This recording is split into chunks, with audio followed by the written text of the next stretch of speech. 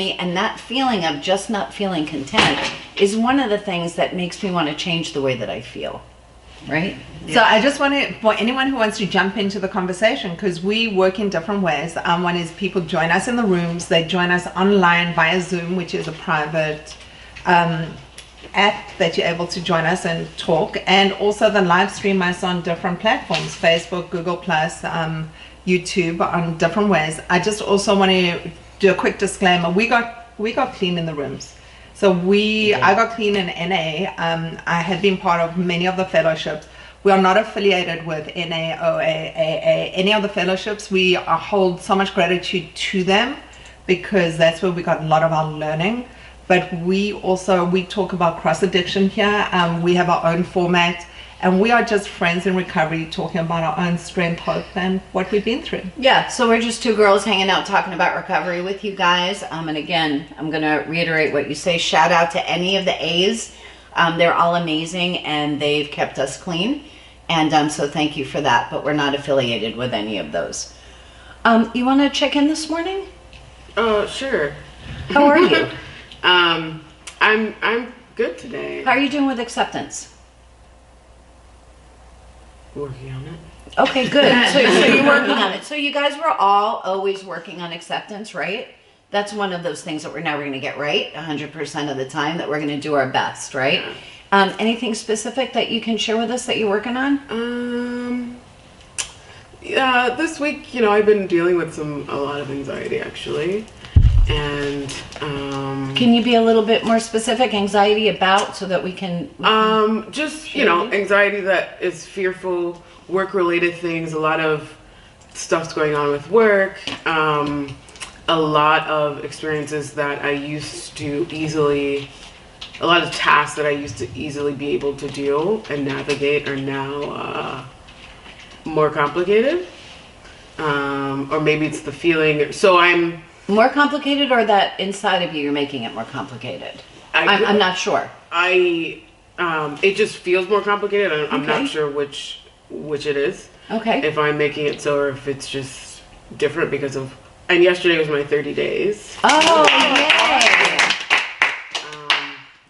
So don't you think like everything should be easier now because you have 30 days clean? Fuck yeah. Yeah, that's right.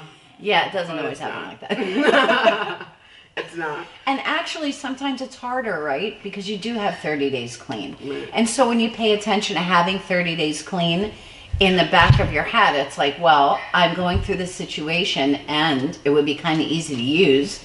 And if I do, I lose my 30 days. Which, it's been a struggle for you, right? It's been a struggle for most of us. So it's been a struggle for you, correct? And so now you come up with, you're confronted with whatever it is that's going on, or it appears right in front of you in your world, and you're not going to use. And so perhaps that does make it more difficult. Yeah. Right?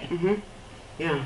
But, I've definitely been utilizing the tools, and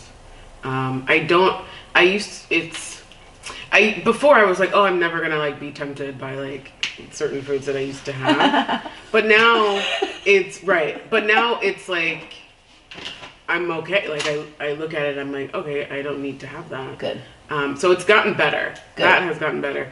And my compulsion with food, my compulsive thoughts with food have lessened. They haven't gone away, but they've lessened than they were before, because I used to be like, so I'm okay. Okay. All right. Well, thanks for sharing that. And the obsession, when they say, the obsession is lifted, the obsession meaning that we're not waking up in the morning and looking to see if, I left a Percocet underneath the bathroom sink when I was hiding my Percocet. You know what I mean? Yeah. Like that kind of thing. We don't wake up like that. But do we go through the day and something goes on in our life and we say, oh, I really don't want to feel the way that I'm feeling right now, so it'd be really cool to do da-da-da. Yeah, that's still going to happen. It's the obsession that's lifted. People who say they never ever want to use again or never have that feeling. I've never been that person. So I don't know what that looks like. God bless you guys that are like that. I've never been that person. So I am that person, and that person can be that different. never wants to use. No, I never want to use like certain things, but I want to use other things. So I mean, for me, it switches from one thing to another thing. So today I might not want to use the food, but I might want to use the drug. So I mean, that is where my brain goes to, and it justifies it and goes, well, I'm okay on the food addiction, but then I try and see which addiction's worse. Which shows us that there's no difference between any of the addictions, right? So it's always check your motive. What's our motive, right? If I'm trying to change, if I want to do something to change the way that I'm feeling, my motives are the same. Guys, it doesn't matter if we're drug addicts or alcoholics or anorexics or bingers or potheads or cokeheads or whatever. It doesn't matter. The whatever we're picking up isn't what the challenge is. The challenge is what are our motives? Why do we want to pick up, right? It's not what we're picking up. And so pretty much that's what you just said. Right. And you know what's also interesting? There's certain behaviors that come with it that we think that if you've been in recovery a long time, you absolve from certain behaviors. You know, we just had an incident on Friday. We had a meeting, and people who have been in recovery 30 plus years all of a sudden end up in a fist fight, which is just really interesting, crazy, about a topic that didn't even affect them. It affected another person. And just broadly, it was predatory behavior in the rooms. Okay, where people, if you want to find anything, you can find it wherever you're looking. It's a matter of that's what it is. But it was interesting to me because we talk in the rooms of serenity, acceptance, of brotherly love, and all of a sudden life shows up and these people stepped into human mode, which was really wanting to kill each other. I mean, that was what it was. They really wanted to kill each other, which was a little unsettling because you hear these people speak so spiritually, but it's also internalizing those thoughts and those behaviors rather than just speaking of them. So for me, the challenge is kind of resolving the two together. So we're talking about our outsides matching our insides? Exactly. Yeah, that's not always that easy. But it's doable, but it's not always that. Some days it's doable, and some days we pretend. And I think that it's better to pretend on the outside so that our brains can follow, right, than it is to act out on the outside, for me. Anyway, anybody have anything to say about anything? Share about anything. How are you this morning? I'm good. I was just lazy with my meetings. Okay. I'm sorry. Sorry. It's okay. Getting, with the time change, I think was just a little, so I made a promise to go to one yesterday and today, so I'm just trying to do the right thing. Okay. All right. And so you're choosing to do the right Yes. thing, right? Yes. Yeah, good. And you were lazy with your meetings because? I didn't feel like getting up in the dark. I just like I just rolled right around, fed the cats and went back to bed. But I know that it's important for me to get to that meeting. I know I'm not going to do it at night. I like to go to early meetings, except for when they're the first week after the time change, I guess. Yeah, okay. It's a little too early, but I do go regularly, so that's the goal for this week, just to keep doing that. Okay, making the better perfect. choice. And we say when we don't do something and that kind of makes us feel unsettled, that we check our motives, right? So is our motive really that we want to sleep for another hour, or is our motive really that we're not dealing with something? Our motive might just have been, I want to sleep for an hour. Right. That's okay. We're still human beings, right? Not everything that we do or say or whatever has to do with the fact that we're addicts. Like sometimes we're just humans. Right. Right. So I'm really glad that you're here. Me too. I think in early recovery, though, I was so obsessed about being the addict that everything I did was related to, I'm trying to understand it in terms of my addiction, that I always brought it back there. So it became really that very fine line of, well, I'm enjoying this, maybe I'm addicted to it. It became this whole constant conflict of where does that line really sit? And It's so much fun to be crazy on top of our crazy, right? It's like it's so we're so colorful that way, right? so, we always talk about brotherly love, and I was just curious. Oh, sorry. Good morning. Morning. How are you? How are you? Good. You want to share anything this morning? This is my first time here. But, Welcome. Thank you. I could relate to what you were saying about, I guess, religion and Speak up, baby. religion, and having it congruent with your normal life. Like, I feel that I'm an example, and I'm not showing an example as I'm a health professional, and my religion is Seventh-day Adventist.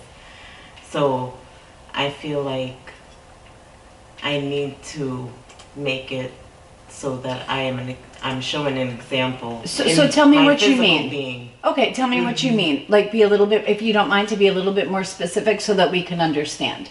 Well, I mean, the way I carry myself, I used to be more healthy when I was younger.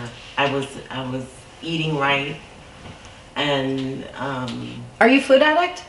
yes. Okay, so let's say that part. So good morning, you're a food addict. We're all addicts too. welcome. It's nice that you're, This is a yeah, no. different group with- No, it is. Okay. We're gonna talk in specific so that we could all relate. Okay. So thank you so much for that. So Okay. you're a food addict and you're a healthcare provider. Yes. And whatever the religious background is your religious background. And so you feel like your outsides aren't matching your insides, or actually your insides are. Okay, Right. I gotcha. Mhm. Okay, so you're not practicing what you're preaching? Exactly. Okay. Thank you. Yeah. Thank you. So anybody want to share about that? About not practicing what we're preaching?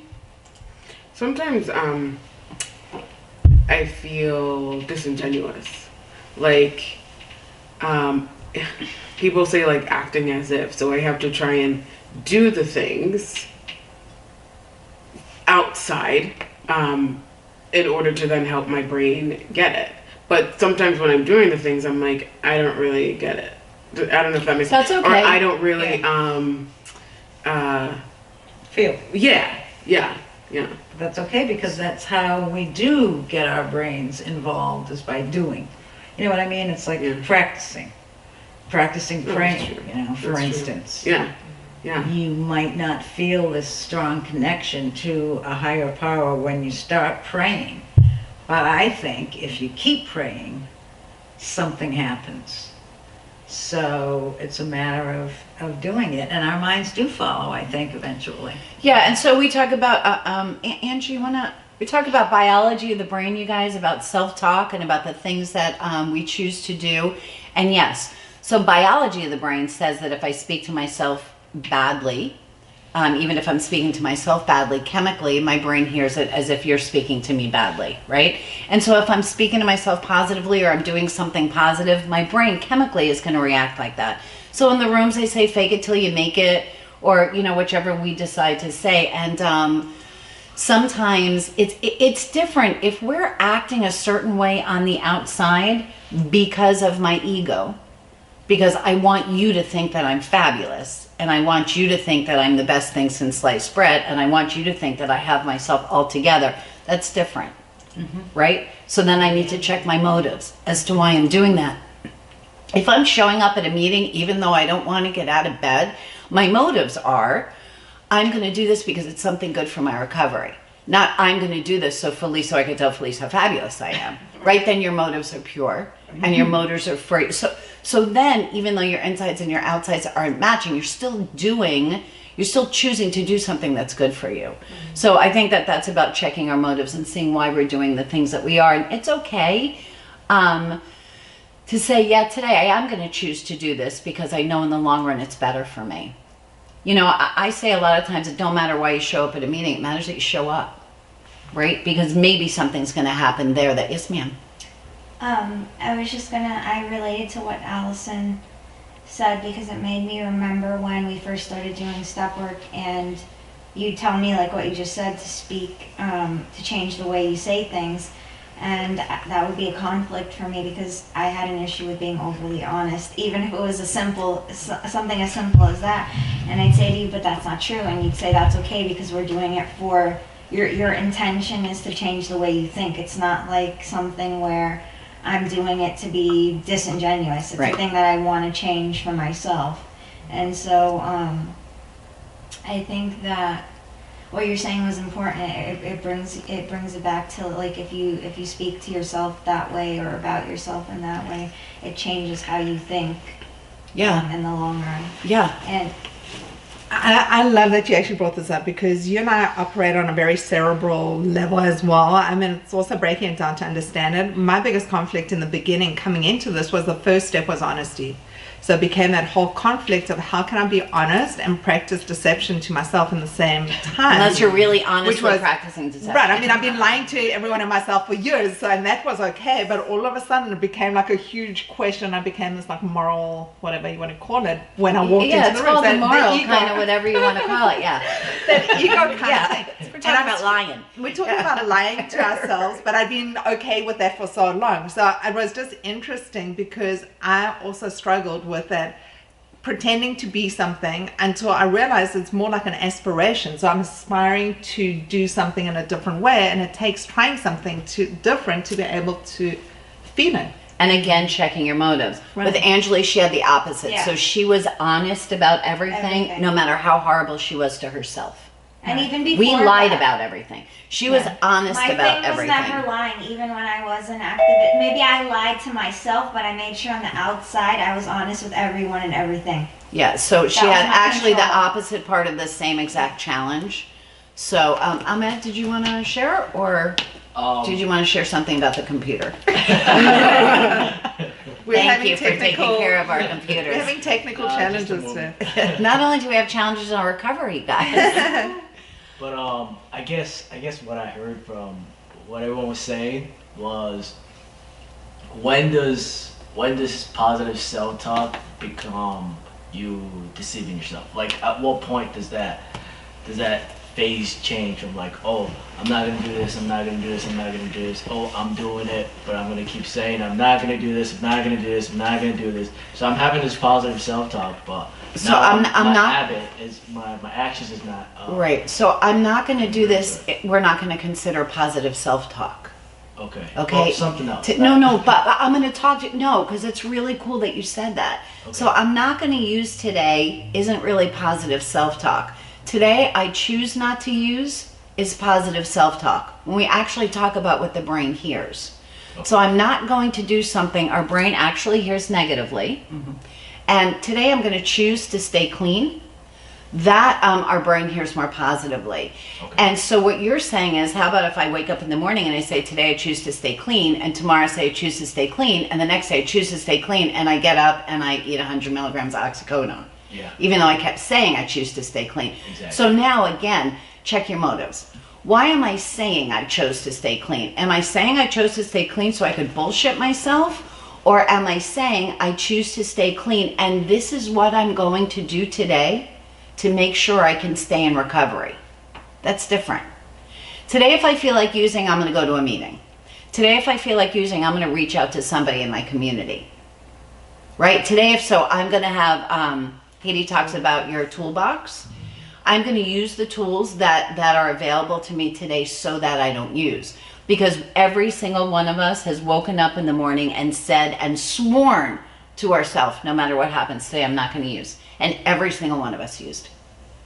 So what you're talking about, every single person on the planet who's an addict, I would say, probably if I had to guess, has gone through. So you always bring up these things that everybody can relate to, so thank you for that.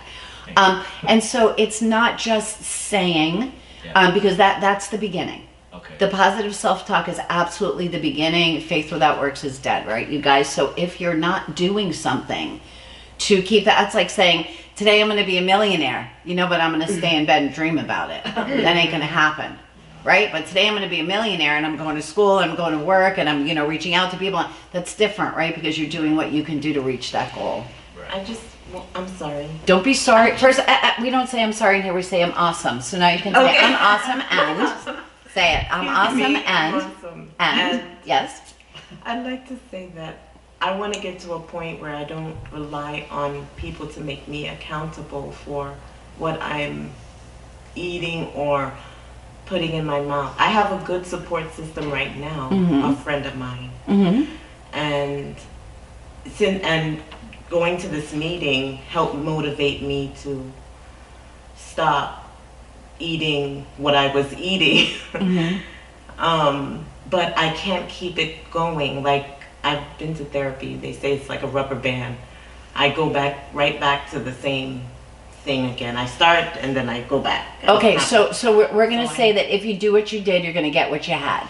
So that means something needs to change. So I know, Haiti, you want to talk about that? And then if we could Yeah. talk about that around the room, that would be awesome. Because something needs to change. What you're doing ain't working. So you can't keep doing the same thing over and over again, expect a different result, right? They say that in the moon, that's insanity, right? So in the room, So the disparity when it comes to food addiction and all other addictions is that we can see the other addictions in other people, but when we try interpret that for ourselves, that's where the disparity comes in. Because using for us is anyone who's been a serial dieter, or anyone who's woken up today and said, today I'm not eating carbs, or today I'm not doing this, and we end up doing that, that is, you are in an active addiction. That is the same way as anyone who's picking up heroin or marijuana or cigarettes or sex or gambling or any of those things. We all operate in the same way, that becomes our obsession for the day. That's all we think about when we go to sleep. That's all we think about while we're awake. It becomes our every thinking thought. And then we justify using by other people's behaviors, and we stop looking at our own part in where we are within the process. So what we're talking about is firstly being able to name what the problem is, because once we know what the problem is, we can start stepping into the solution. And that solution has got absolutely nothing to do with anyone else other than ourselves. True. And you're right, we do keep ourselves clean because we are the person that's going to pick up whatever it is and use whatever it is. But you walk into any of the rooms and the first thing that you see is that we're not alone. And so we have community, because if I could have done it by myself, trust you me, I wouldn't be sitting here in this room. Right? I'm an intelligent thinking human being. I've got lots of letters after my name. I go to work, I show up, I can help you. It doesn't mean that I can get through my recovery on my own, because I can't. So for me, I have to stay connected to community. You guys want to share about that? Yes. So, in response to what you said, and kind of in response to what Haiti said, I think that what Haiti said, we all on some superficial level understand. But the thing is understanding it and making it a part of our lives is where the disconnect is. And so now back to you. I relate to you saying I'm in therapy and all this stuff. I was in therapy for 5 years. And the thing that connected for me was finding like recovery. I walked into an OA meeting and I met Felice and Haiti. And the thing that added to my ultimately being in recovery and getting help was the recovery aspect of it. Because in therapy, I'm not saying it's bad, it's great. I'm still in therapy while I'm in recovery. So am I. Yeah, so is Felice. Haiti, we all are. Yeah. All of us are in therapy. It's just that added component. When you're in therapy, you work on these things. It's like you said, you practice these certain things and you use them in your life. But recovery takes it that one step further. You go out there and you actually do the work and you practice those things on a daily basis, and you go out and you do them and you say, oh well, that didn't work. Maybe I would do that differently and this a little differently, and you learn how to kind of I guess carry out your life in a different way. You're morally and spiritually in line with the things you're telling yourself or the things you're working on. You know, So- you have somebody. Your thing was accountability, and you know, I don't know if I'm wrong in saying this, but a bit of that is ego. I don't want to be accountable to somebody. Be accountable to somebody. Like I needed Felice. I needed to be accountable to Felice for a long time. Now maybe I'm becoming my own person a little more, but in the beginning you need that. You know, and I'm about a year out. It takes time. And I'm going to tell you, when I had 7 years out and 7 years clean and I stopped reaching out, I relapsed. So it's cool to say, yeah, we need each other a little bit less, but if we don't stay connected to some kind of recovery community, for the majority of us, every single story that I hear in the room, someone's got 20 years clean, they have 20 days clean, they have 2 years clean, they have 7 years clean, they have whatever they have, and every single person's story is, I didn't have a sponsor and I stopped going to meetings and I stopped paying attention to my recovery. So if you're not going to stay connected to a recovery group and do step work and we're running a workshop on Saturday mornings. And we're going to have this workshop that's like super, super intense step work with a group of people, workshop or classes or whatever it is that we want to call it. But it's a learning and growth experience that we're together in a community with other addicts who are learning and growing as well. And it's kind of more like a recovery mastermind. and we all get to hear what everybody else is going through, and knowing that we're not alone, and knowing that we can get better without you doing some kind, I don't know. I'm sure there are people out there that haven't done step work that stay in recovery. I don't know how that happens. God bless you. But it doesn't work for this addict. And I know it didn't work for that addict. How many times have you done step work? Like 4 or 6. 5. You've been in we're the on- second yeah, 5. I workshop. think You've been we're in the on- workshop. yeah. How many times have you done step So work? many times. Yeah. How many times have you done step work? A number of times. You doing step work? You do step work? Yes. We all do, because what happens is we can't wish our addiction away. We really want to, but we can't wish our addiction away. So remember, the problem isn't what you're eating. The problem is how you feel. So when you remember that I don't want to have somebody else accountable for what I'm eating. They don't need to be accountable for what you're eating. You need to be accountable for how you feel.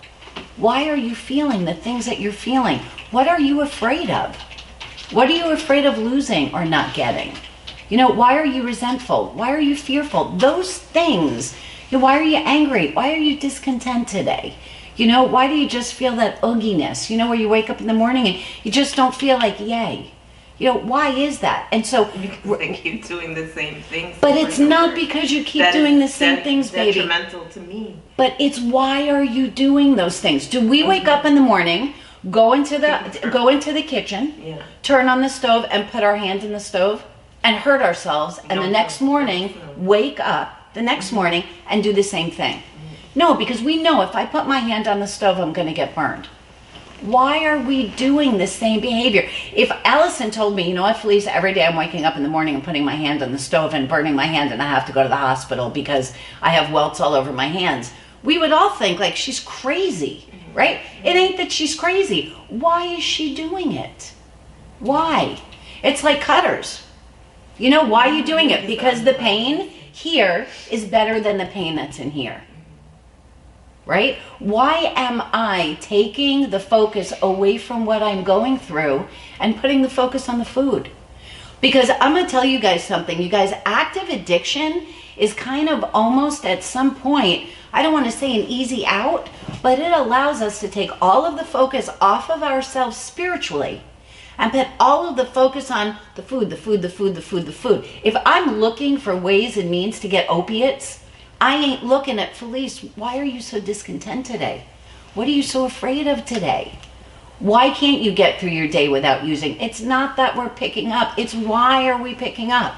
Again, you guys, we talk about this all the time, right? We go into the rooms and they say you only need to change one thing.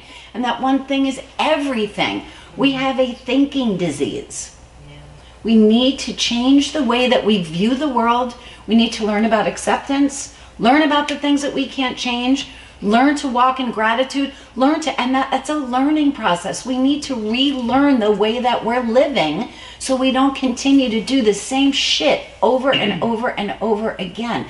That comes from here, baby. It doesn't come from not walking into the kitchen and putting my hand on the stove. It comes from why do I feel compelled when I wake up in the morning to go and put my hand on the stove? What do I not want to feel here so that I'm doing this here?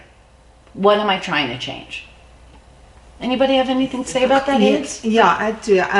You brought up so many great points, and one of them was the importance of connecting with others. You know, we realized how important being in community is, and we do have a private group, just so you know, on Facebook. It's called What's Eating You, where you can post things that you're struggling with. I go for therapy because therapy enables me to work on me. I sit in meetings because I knew for a long time something was wrong, but when I hear other people sharing and I hear their story, some people tell my story, and I might not be able to verbalize or articulate what it is, and it's a heart-to-heart therapy that works on a different type of level, and through that I'm able to gain better insights into me and why I'm doing stuff and why do I like going to that point of waking up with shame, guilt, and be demoralized? Why is that a path that I keep choosing when I really want to change it? So being connected is absolutely essential. Firstly, to learn how to talk about the things that really, really touch us, because for a long time in active addiction, I could talk about the really superficial stuff. It was very easy for me to talk superficially, but to get to a different level of communication takes practice. And it also takes confidence and feeling that I'm in a safe place to be able to do that. And I could not do that with my friends and my family and those kind of things. I needed to be in a community of like-minded people for me to feel safe, that they understood what I was going through, because we'd all done the same things. And I want your takeaway today, for your takeaway to be that it's not about the food. It's never about the food. It's about what's eating me. I just feel like it's difficult to identify what it is that's making me do that. Of course it is. If it was easy to identify that, then there wouldn't be 8 billion addiction meetings an hour. Right? Yeah, you're absolutely right. It's hard. If it was easy, you wouldn't be here. Right? And so this is your first step. It's coming here and saying, I don't know what's going on. How do you find out what's going on? You do work. And actually, if it was easy, I'd order it on Amazon and I'd have it tomorrow. I'm an addict, so I would order 10 of them so that I had backups. Anybody have anything to say about how it ain't easy and how we need to relearn how to think? Yes. I can say that for me, I mean, I've been through like everything except for gambling as far as addiction. Yes. Sex and alcohol and drug use. And after all of those were done, then it went to food. And, you know, I have had the surgery, but I find myself, you know, for like a year and a half, the thinking was great. And then now the thinking goes back to the food, because I know I can't drink. I know I can't do drugs, even though I'm in Florida now and maybe I could, you know. So it's all a mind, you know what. So I have the same thing. Like I go back to, you know, it's just, I have no self-esteem. I have this, I have that. And I don't really know why either. And I've been in the rooms for, I mean, I have 15 years next month being sober, but I'm still, you know, sober meaning from drugs and alcohol. Thank you. You know? Yeah, because what's your actual clean date where you haven't picked up food, drugs, or alcohol? Oh, that I don't think I have. Oh, food, drugs, or alcohol? Food, drugs, alcohol, sex. Like, do you have an actual clean date where? Because we don't differentiate. I can't say I got 10 years clean because I haven't had a drink in 10 years. Although I'd really like to, ego-wise. No. It would be better for me, ego-wise. Right. No, I want to say I don't include food, even though I should. Okay. In this group, you got to say it, or we throw things at you. So. Yeah. No. So I mean, I had sugar in my coffee this morning, so okay, fair enough. So thank you for sharing that. Thank you for sharing that. Yeah. That was awesome of you to say. Thank you for sharing that with us, because that's a, you know, ego-wise, again, for you to say, yeah, you know, I haven't had a drink in 15 years. You know, I've been sober for. Have you been? No. Right. Not in this room. Right. Again, because we're not going to differentiate between your food and somebody else's, you know, heroin. Right. Because it's all the same. Again, it doesn't matter what we're picking up. It matters why are we picking up. Right. You signed up for the workshop, right? Yeah. You're going to learn a whole lot of stuff about yourself. Right. A whole lot of stuff about yourself. And it's going to help you a lot. And I love that you brought up the point of the surgery, because half of this room has had bariatric surgery. And the thing is, I had bariatric surgery, and I see people online who have the weight loss surgery and go, well, I'm not a food addict because I look great on the outside. But until we actually go, do you know what? It's our food addiction that put us in the place where we needed the surgery as a last resort. Okay. And unless we change and shift that thinking and see it as serious as all the other addictions, which it really is, it kills. In fact, the side effects of that are absolutely astounding to me. Between all the medical issues that come up, they might not be instantaneous for us, but they definitely stuff that we end up living with, because I see with my friends that have struggled with their weight for so long, and I see it with my family, and I see it all around, and I saw it in myself. Mm-hmm.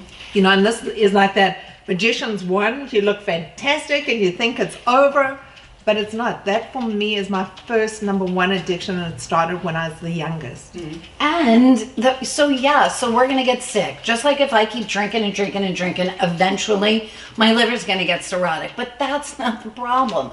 The problem is that spiritually we're sick. Let's get back to the basics and stop talking about the effing food and the sugar and the binging and the opiates. We're spiritually sick, or we wouldn't be sitting in this room. And so we need to get better spiritually. How do we do that? We take a look at ourselves, at our character defects. We take a look at the things that we want to work on, and we take a look at our fear. We take a look at learning acceptance. What is it that I need to accept in the planet? Because the only thing I have control over are my own perspective and my own actions. I don't have control over when you leave. If you love this group or hated this group, that's about you. My only thing is that I need to show up and to do my best, and that's it. It's about learning about that stuff. It's about learning to let go of ego so that you don't have to say, well, what does she think of me? And you know, my friend's going to think that I'm less than if I call her and say I'm having a problem with the food. Or my other friend's going to think that I'm fabulous because I didn't have to call her and think about the food. It's what do you think about yourself, not what I feel or think about you. And those are the things that we need to learn, because if I don't know what my challenges are, I can't change them. We know, okay, I'm an addict, you're an addict. We all got that in common, hooray. We all know that we have to stop picking up, but we need to find out why we're picking up. Why am I using? Not what am I using? So when we take the focus off the what and put the focus on the why, spiritually, what's making me sick, then I can go ahead and change something. Once I get honest with me, first thing is, right, I admitted that I was powerless over my addiction. Okay, we all know that, right? If I wake up on the floor or you wake up 200 pounds heavier, we all know we got a problem. Our lives have become unmanageable? Yeah, our lives became unmanageable. Okay, why? Why? So you admitted you had a problem. Why do you have that problem? And so that's what we learn about in recovery. Right, Allie? May I? Go ahead. Okay. I can say that as far as self-talk goes, for years and years and years, I spoke to myself so disparagingly, all the time. Give me an example, please. I would say, stupid, you're an idiot, fat pig, you know, whatever, and name it. I would say it to myself. Which meant that you felt how about yourself? Very poorly. You felt unloved, unworthy, less than. Those are the things spiritually that need to be fixed, correct? Yes, right. So I heard more than once throughout my career that, you know, about the way that we speak to ourselves. And so I started to think about that. And then I went to rehab and we did a workshop, and we had to sign a contract with ourselves saying that I won't, you know, talk to myself a certain way, I won't talk to myself about this or call myself that or whatever.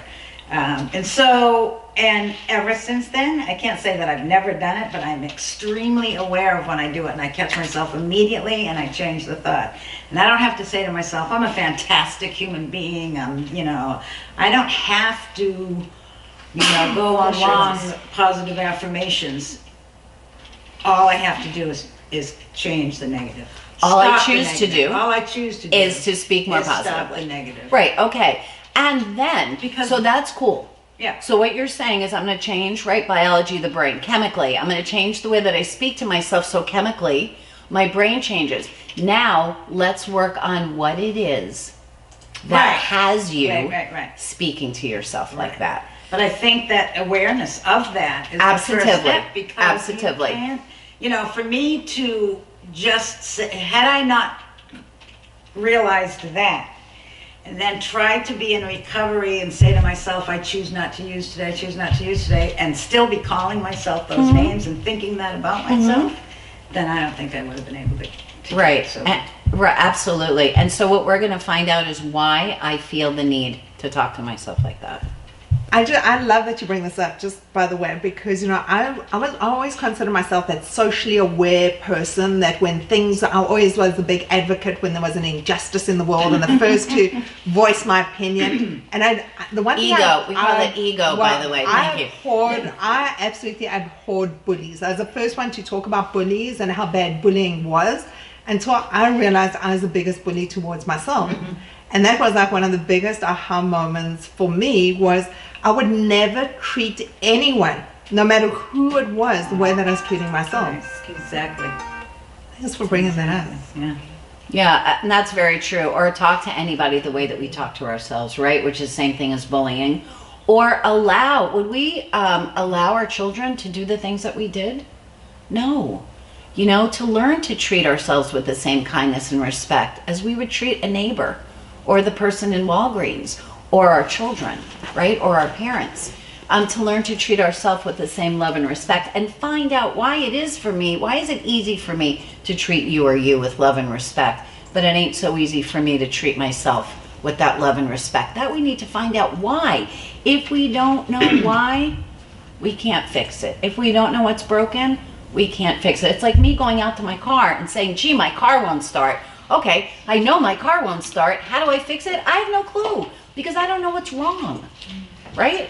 So this brings us back to where we started the conversation. We started a conversation? So the conversation started with brotherly love. I mean, if that is where it did. So if the spiritual principle that we're looking at today started with brotherly love, then surely that brotherly love starts with ourselves. Like, we start with practicing that sense of compassion and kindness and love towards ourselves first, before we actually, I mean, it doesn't stop us doing it to others, but being of service to ourselves surely should be part of the starting point. Yes, it should. And that's exactly what you're talking about stepping into to the community and doing step work and giving ourselves, you know, if your kid had a reading problem, would you get a tutor?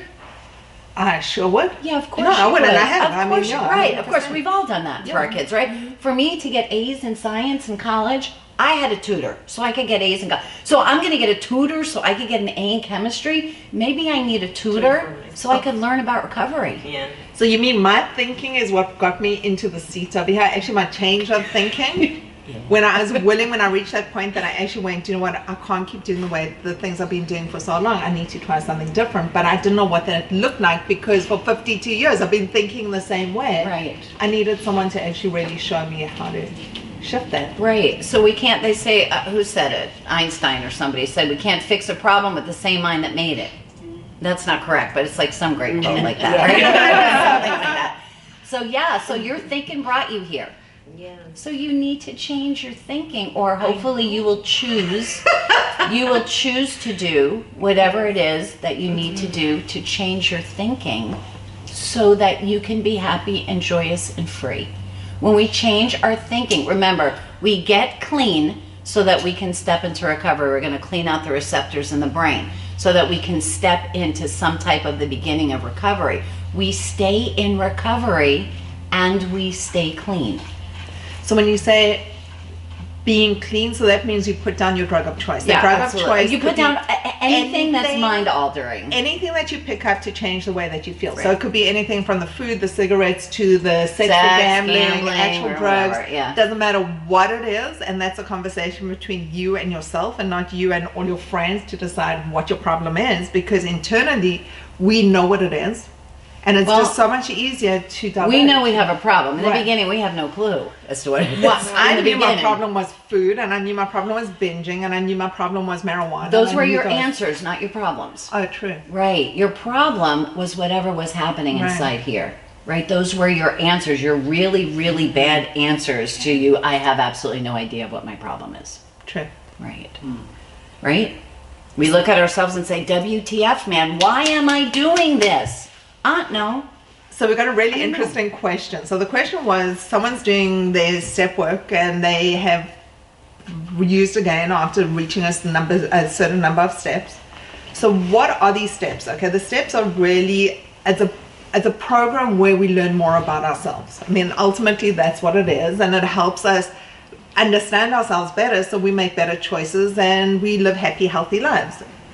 But it's something, if we thinking the way that we think as addicts, when we first step in, we need a guide to take us through that process. And it's usually someone who has been through that process before, that has quite a bit of clean time and has really what you want at the end of the day. Your teacher, your mentor, your teacher, whatever you Your want to call spiritual them. guide, your sponsor, whatever you call So it. if you relapse, those conversations are conversations you have with your guide, your mentor, your teacher, your sponsor, whatever you want to call them, because they will tell you whether you have to go back and start again from one, or if you keep going. If you relapse, you got to start again from one. This sponsor is going to tell you guys that, because the spiritual principle behind the first step is honesty.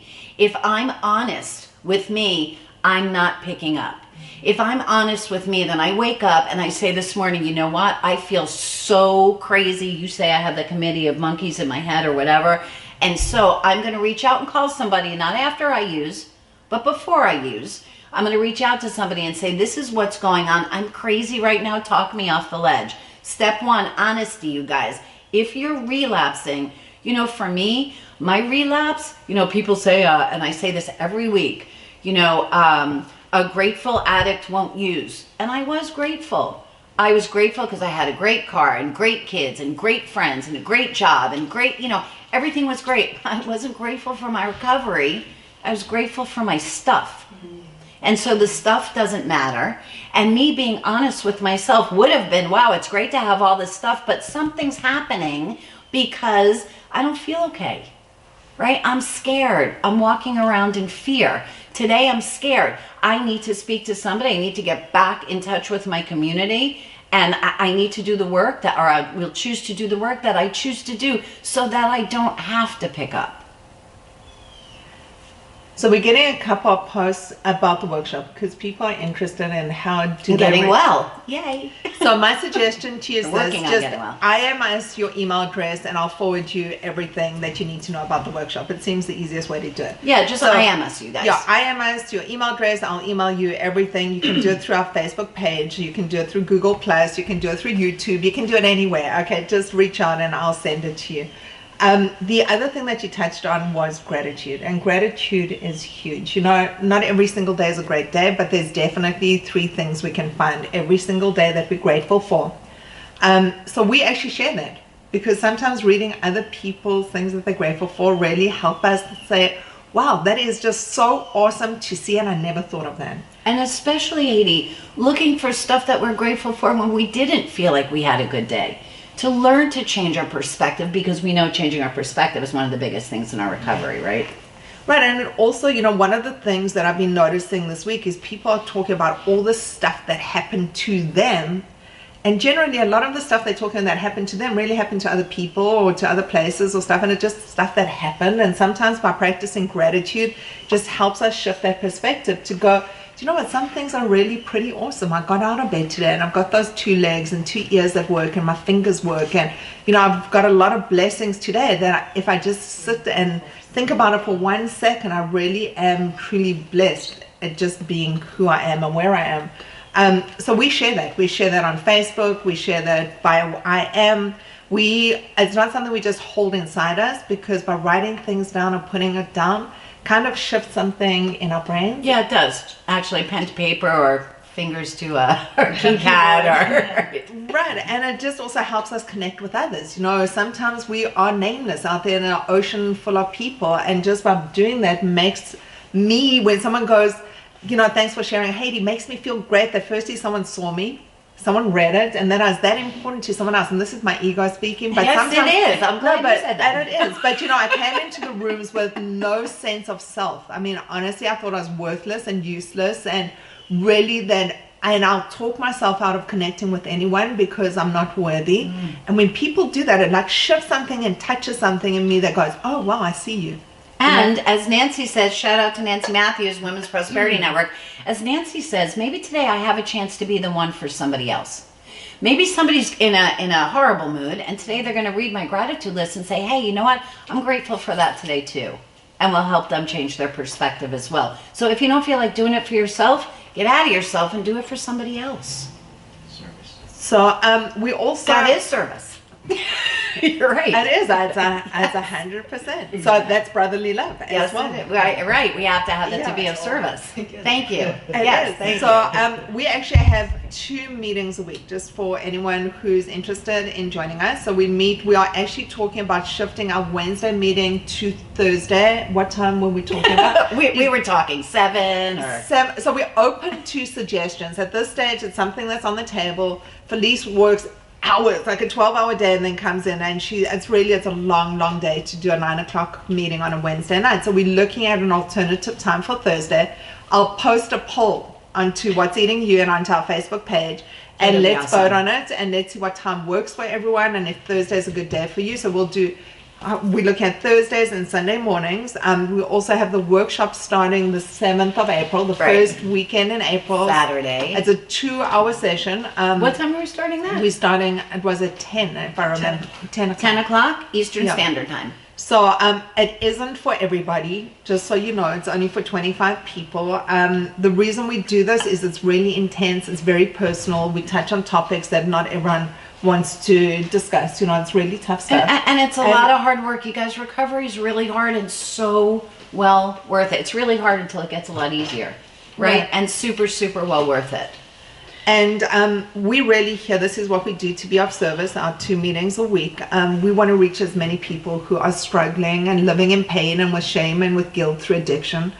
Addiction sucks. It really does. It's a terrible place to be, and it's terrible to watching people that are suffering that you love. So please, the first step of being of service is, if this has touched you in any way, share it with someone who's struggling. They might get something out of this session. Also, be of service to yourself. Step into the rooms. Join us on Zoom. Come give yourself a voice, because the first step of getting into recovery is start sharing your secrets. The stuff that resonates and marinates in our head and keeps us sick is a great step to start getting. Yeah, and that's one of my favorite sayings in the rooms, you guys, is we're only as sick as our secrets. And if you think about that, there's never been a more true statement ever. Our secrets, we carry secrets because we're ashamed. If we weren't ashamed, it wouldn't be a secret. If I'm afraid to tell you something, it's because I'm ashamed, right? Getting rid of our shame is one of the most important things that keeps us in recovery. We tend to agree about that? Absolutely. Yeah, the stuff that we're keeping secret is the stuff that's keeping us sick and eventually is going to put us back in active addiction. 100%. So there are certain promises that do come with being in recovery. Things do look different. We walk into the rooms very fearful. We've been those people that think we're controlling our world, and stepping into recovery is a big unknown, and sometimes that fear holds us back. So my thing is, try something different today. Do something different. Do today. something different. Yeah. And I'm going to read the promises, which isn't different. And it's from the big book of Alcoholics Anonymous. Shout out to AA, because it's where I got clean. And Allison, I'm going to read these for you again today. If we are painstaking, which means we'll go to any length. If we are painstaking about this phase of our development, we will be amazed before we are halfway through. We are going to know a new freedom and a new happiness. We will not regret the past, nor wish to shut the door on it. We will comprehend the word serenity, and we will know peace. No matter how far down the scale we've gone, we will see how our experience can benefit others. That feeling of uselessness and self-pity will disappear. We will lose interest in selfish things and gain interest in our fellows. Self-seeking will slip away. Our whole attitude and outlook upon life will change. Fear of people and of economic insecurity will leave us. We will intuitively know how to handle situations which used to baffle us. We will suddenly realize that the universe does for us what we couldn't do for ourselves. Are these extravagant promises? We don't think so. They're being fulfilled among us, sometimes quickly and sometimes slowly, but they do always materialize if we work for them. I'm going to stop talking for a second. A couple of things quickly. I just wanted to do a quick shout out as well, and happy birthdays to Felice, Angelie, and Karen. Happy birthday. Happy birthday to us. We also Yay. Awesome. And also, I just wanted to do a quick shout out to Angelie and Ahmed for thanking them for all that they step up to do in service, and Jessie and Jessica as well. You guys are awesome. You help carry the message forward. Thank and you, we you are guys. so grateful. And Angelie's going to have a year like next week or something, right? So we'll say yay for We're that. not doing the cake. But No cake. We're not doing cake, but maybe we'll have some cucumbers or something. I don't know. I am blessed and grateful to be in recovery. My name is Felice, Dr. Felice Cellini. I'm blessed and grateful to be in recovery. Thank you. I'm blessed and grateful for every one of you. Thank you so much for stepping into the room today. This has been our Sunday morning Why Wait for Recovery community meeting. Thank you. And my name is Haiti, and if no one has told you today that they love you, I love you, and thank you for making my day special today and our recovery special. And I look forward to seeing you on Wednesday night. Have a beautiful week. Peace out, you Peace guys. out, everybody. Thank you. So, sweetie, I'm going to ask you. My name's Haiti, by the way.